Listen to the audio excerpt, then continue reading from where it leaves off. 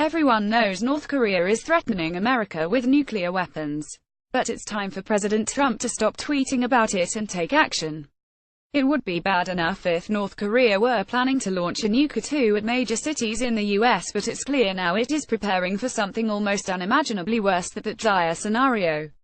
What North Korea is getting ready to do is to launch a devastating, catastrophic end to America as we have known it, with an electromagnetic pulse attack using said nukes.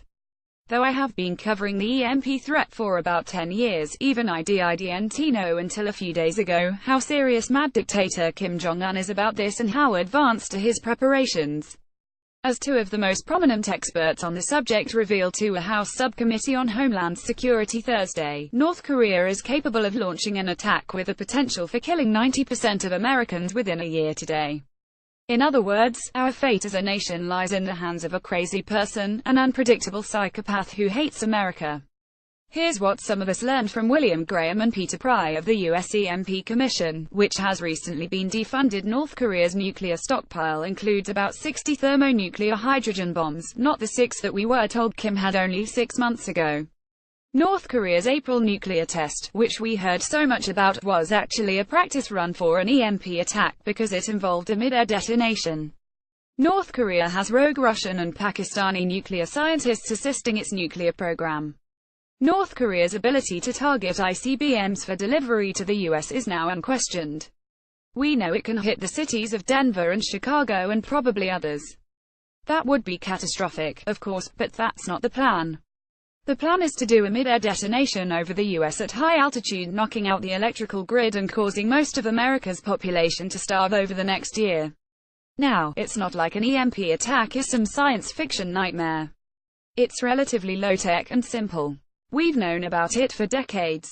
But the US government, with all of its wild, unconstitutional spending and debt, has never invested as much as $1 million to defend the country against this known threat, which could come from any number of sources. We were gambling no one would ever try, even though preparation is relatively inexpensive. Washington has never lifted a finger to do the one thing it's supposed to, defend the homeland against who can actually destroy us in the blink of an eye. I urge you to read WND's in-depth story today on this shocking development. It's a warning Graham has been delivering to Congress about the EMP threat for a decade, as first reported by WND in 2008. The difference today, however, is that North Korea has the means and the motive to do it, today, tomorrow or the day after. In 2013, WND books published A Nation Forsaken, which detailed the specifics of the EMP threat to the US, as well as the way the US government was ignoring it.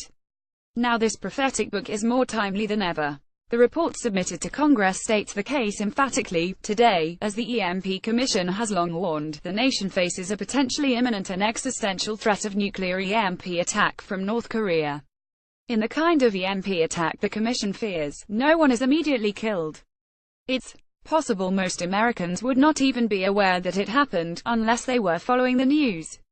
Then your TV would go dark, your house or office would go dark, and people would begin to panic.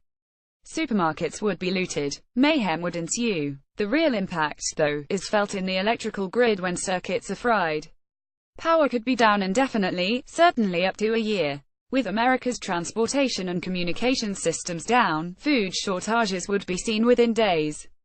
Within weeks, people in cities would begin to starve. What's the best defense against a catastrophic EMP attack for the average American? Long-term, emergency food. The blast won't hurt you, but the aftermath of chaos and disruption of food supplies will. Thank God Barack Obama is no longer in power. This kind of criminal neglect of our national security could only happen under his watch, though. In fairness, George W. Bush and his predecessor didn't lift a finger to do anything, either. Now it's time for action, and I don't expect it from Congress. President Trump has a chance to rise to the occasion. I'm sure he's been briefed.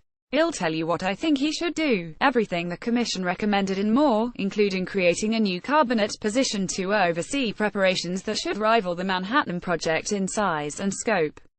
Media wishing to interview Joseph Farah, please contact email protected.